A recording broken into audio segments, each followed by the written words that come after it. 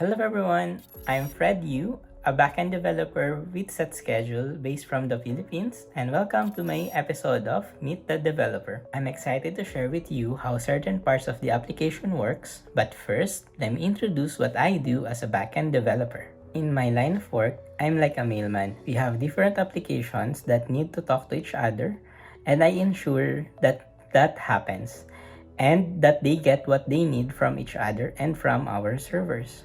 On that thought, I would like to review how the chat functionality works since it's a very clear example on how the platforms communicate to each other thanks to the backend. As humans, we have a need to communicate with each other whether it is for personal or professional reasons. So, let's jump into the chat functionality so you can see how the three platforms communicate. For example, a user can send a message from the desktop application to a different user who is using the mobile application.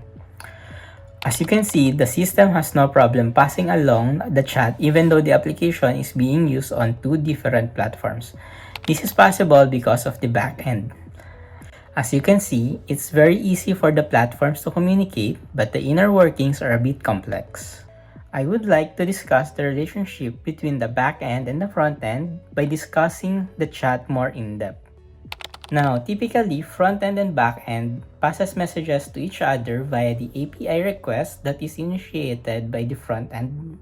API requests are great because they allow the server to know when to send information to the frontend. But the API still have some limitations, but luckily, we have the technology right now to cover up those limitations.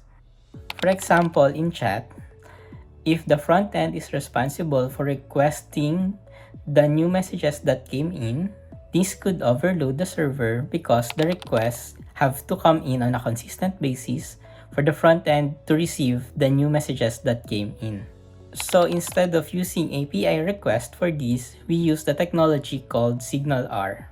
You can think of SignalR as the direct connection between the front end and the back end without the front end requesting to the back end first before the back end sending data to the front end.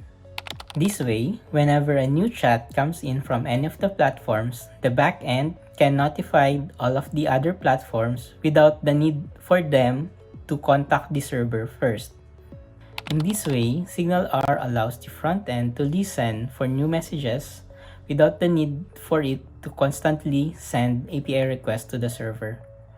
And that's how the backend interacts with the front end for chat.